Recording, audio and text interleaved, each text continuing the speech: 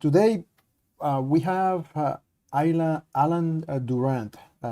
He lives in France, and in fact, he's talking from there. Alan has been working on internet technologies since 1988.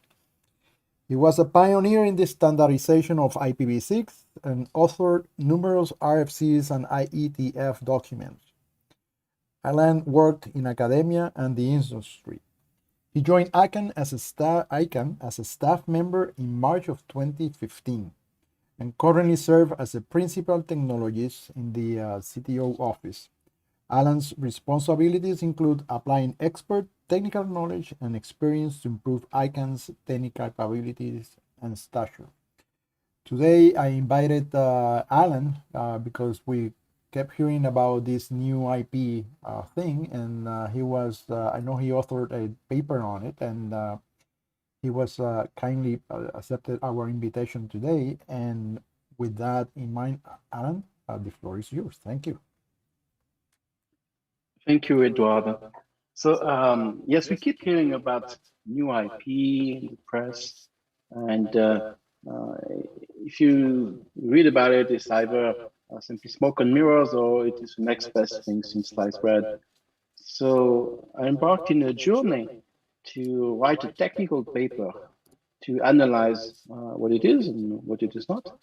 It's part of the Octo series document. It's called Octo-0017 new IP. There's a URL here, but you can go and get the document. It's a fairly long document. It's about 40 pages long. It took me more than 9 months to write this. It's getting documents about new IP is not very easy.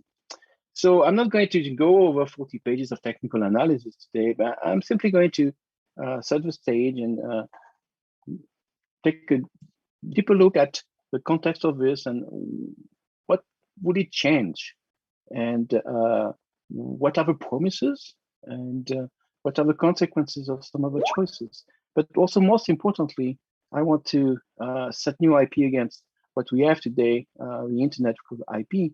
IP is a protocol that has been working for a number of years now, about 40 years. It's well documented, well implemented, well understood. May or may not have limitations, but it's actually well understood. New IP is not a standard. It's not even an implementation. It today is a set of ideas that are being discussed. So when you have a new set of ideas and you compare it to a technology that exists for 40 years, comparison is like not fair. It's really apples and oranges. So we'll try to keep that in mind in this presentation. Next slide, please. So before I go too deep into the details, I wanted to somehow level the stage and make a little bit of an introduction to some of the technologies that we are using in the internet. For some of you, it will be like well known, and I apologize for maybe wasting your time, but for others might be worthwhile reminder or at least something new. So IP stands for Internet Protocol. This is what we call the datagram-oriented protocol. So the first question is, what is a datagram? The datagram is a word that is made of two parts, data, and the tail part of telegram. So people understood back in the 50s or even before 100 of years what's a telegram, and understand data to communicate between computers. So you put those two things and you understand what's a datagram. So what it means, it's a store and forward system. So a telegram, when you send it, you send a copy to the next station, and the next station write it down, and then send it again to the following station that writes it down, and send it again to the next station. So at each step on the way, the document is stored and then forwarded to the next station. This is a system that is very different from a telephony system. In a telephony system, when you pick up the phone, you dial a number, and it establishes a full circuit. So initially, at the very, very beginning, it was a straight copper line, and then it switched copper lines, and then we had fiber and all of those things. But the logic remains the same as when you actually set up the code. you establish a full circuit. So when you send the data, it's just sent through this big pipe to the other end. So this is completely different system. So they all have different properties. It's not that one is necessarily better than the other, but those properties need to be understood. And really, when you are proposing a new system for the internet, you need to understand how this maps into those two fundamental schools of networking. So in a datagram, when you send data, you slice the data into what we call packets, these small entities that you send through the network. And those packets are going to be stored and then forwarded by every single node of the routers in the internet to the final destination. So each packet has a maximum typically of 1,500 bytes or octets. For those who remember the old days, a byte and an octet is not exactly the same thing, but today it is. This value of 1,500 is not set in stone. Sometimes it could be bigger, sometimes it could be smaller, but that's the typical thing that you find. Each packet, you can look at it as an envelope that you will send through the post office. It has an address written on the envelope, and it has a content inside of a packet. And our content would be a letter, a package, or whatever you want. So the things that is written on the outside of the envelope is called a header.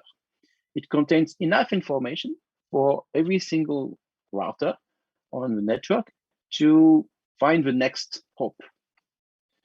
It has enough information to do that, but no more. And it's a fine balance to figure out how much information you need to put in there.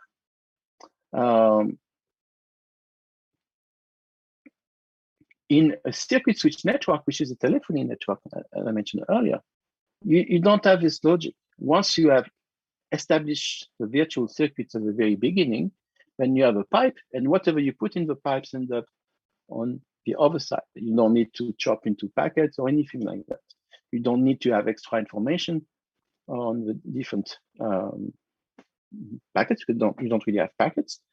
So it's, in a sense, a lot simpler when you communicate with a node on the other side as soon as you have established a circuit. It's a trade-off here. The complexity is moved into establishing the circuits. In the IP Internet Protocol, the complexity is for every packet, the routers need to figure out what is the next destination. So when conditions are normal, it doesn't really matter much.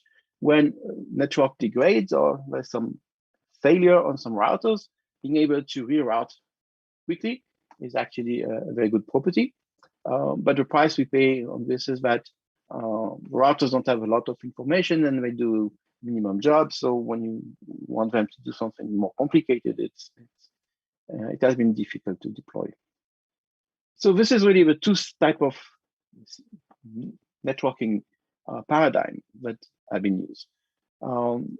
Circuit switch networks have been dying off for the last, let's say, 30 years.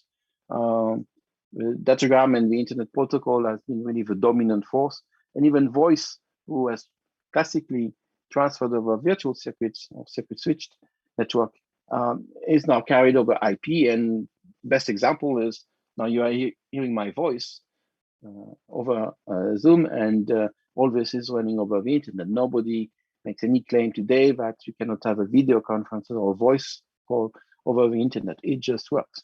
But let's just remember that it was not always a given. In the mid-90s or even early 2000, people who were doing voice over the internet were somewhat called heretics. It was considered, well, this will never work, but actually it did. So I talked about quality of service. This is the idea of making some reservation or at least some prioritization of resources for some specific data flow.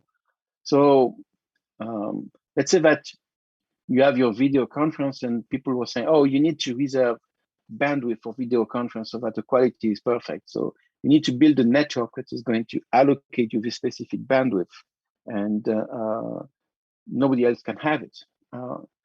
So that was the telephony network model. In the internet model, things have not been working out that way. It was more about adding more bandwidth to make sure that there's enough for everybody. One of the last technologies that was developed in the telephony world was called ATM. So it's not a automatic teller machine where you go and pick up your money at the bank in front of the bank, but it stands for asynchronous transfer mode. So this was a telephony network, also circuit switched, developed in the early mid-90s, but it didn't really take off widely. It's considered a commercial failure today.